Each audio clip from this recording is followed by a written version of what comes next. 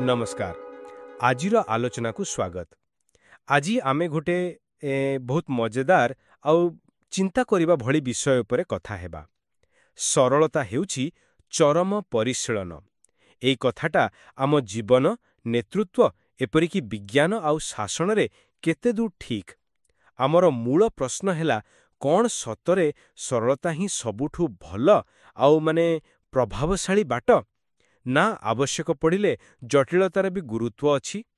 मु आजी कहिबी जे हाँ सरलता ही सबुठु उन्नत सबुठु परिशीलित। आउ मु एको टिके अलगा दृष्टिकोण रखिबाकू चाहिबी। देखंतु मो मतरे सरलतार मूल्य तो निश्चय अछि, एथिरे संदेह नाही, किंतु एइटा सबु बेले एते सहजरे मिली जाएनी किंबा सबु परिस्थिति पई एकमात्र बाट भी नुहे।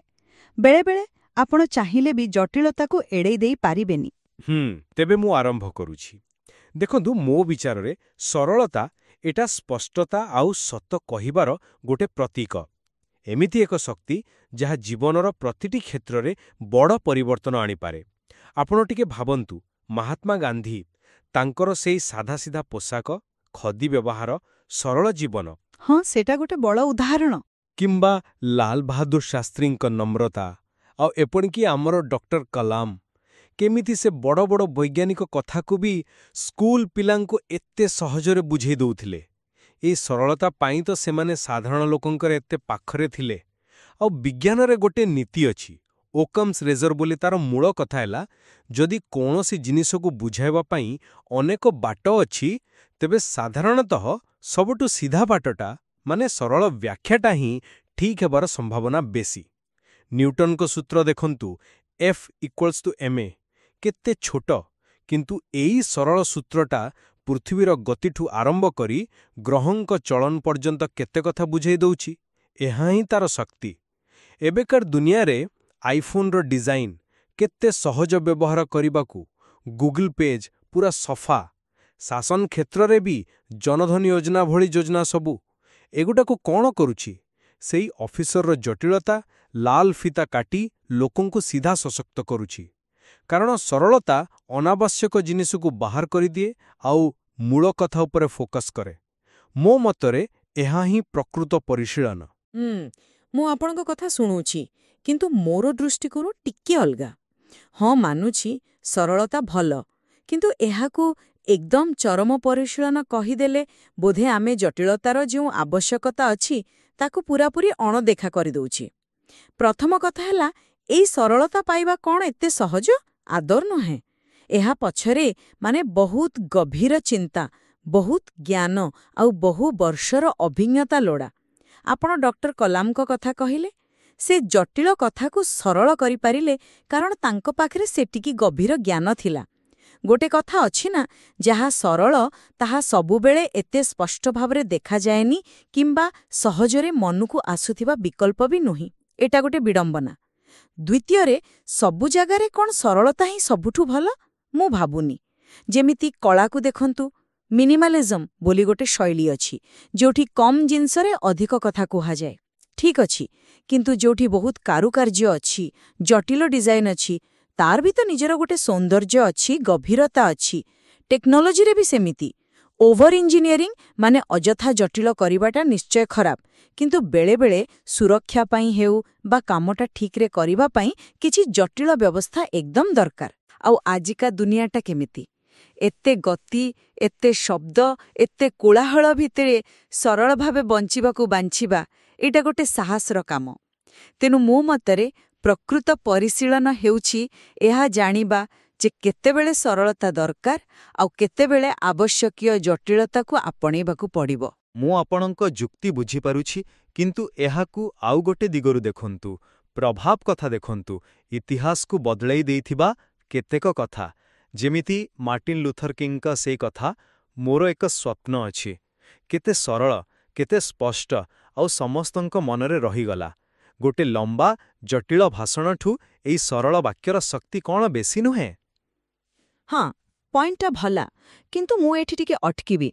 सेई जो सरल वाक्य मोरो एक स्वप्न अछि ता पछरे केते वर्षर संघर्ष थिला, केते गभीर चिंता थिला, आउ से समयर समाजटा केते जटिल थिला। आपण आईफोन कथा कहिले, ସେଇ ଯୋଉ ସହଜ ବ୍ୟବହାର ତା ପଛରେ କେତେ ଜଟିଳ ଇଞ୍ଜିନିୟରିଂ କେତେ କୋଡିଂ କାମ କରୁଛି। ତେଣୁ ସରଳତାଟା ନିଜେ ହିଁ ବେଳେବେଳେ ଗୋଟେ ବହୁତ ଜଟିଳ ପ୍ରକ୍ରିୟାର ଫଳ। ଏଇଟା ଆଦୌ ସହଜରେ ଆସେନି। ମୁଁ ମାନୁଛି ଯେ ପଛରେ ଥିବା ପ୍ରକ୍ରିୟାଟା ଜଟିଳ ହୋଇପାରେ, କିନ୍ତୁ ମୁଁ କହିବି ଯେ ଶେଷରେ ଯୋଉ ଫଳ ମିଳୁଛି ଯଦି ସେଇଟା ସରଳ ତେବେ ସେଇଟା ହିଁ ତାର ଶ୍ରେଷ୍ଠତା। ଆଉ ଏଇଟା ଦେଖାଏ ଯେ ତା ପଛରେ କେତେ ଗଭୀର ବୁଝାମଣା ଅଛି। ଠିକ୍ ଯେମିତି ଡକ୍ଟର କଲାମଙ୍କ ଉଦାହରଣ ଆମେ ନେଲେ, ଏକଥା ଆମ ନିଜ ଜୀବନରେ ବି ଲାଗୁ ହୁଏ। ଆମ ଘରୁ, ଆମ ଟେବୁଲରୁ, ଏପରିକି ଆମ ମନରୁ ଅନାବଶ୍ୟକ ଜିନିଷ ସବୁ କାଢ଼ିଦେବା, ଯାହାକୁ ଆଜିକାଲି ଡିକ୍ଲଟରିଂ କହୁଛନ୍ତି, ଏଟା ଖାଲି ମନକୁ ଶାନ୍ତି ଦିଏ ତା ନୁହେଁ, ବରଂ ଆଜିକା ପରିସ୍ଥିତିରେ ଏଟା ଆମ ପୃଥିବୀ ପାଇଁ ଗୋଟେ ଜରୁରୀ ଆବଶ୍ୟକତା ବି। ଏହା ଆମକୁ ପ୍ରକୃତିରେ ଆହୁରି ପାଖକୁ ନେଇଯାଏ। କଥାଟା ପୂରା ସତ। କିନ୍ତୁ ଆମେ ଯେଉଁ ସମାଜରେ ରହୁଛେ ସେଠି ଚାରିଆଡ଼େ କ'ଣ?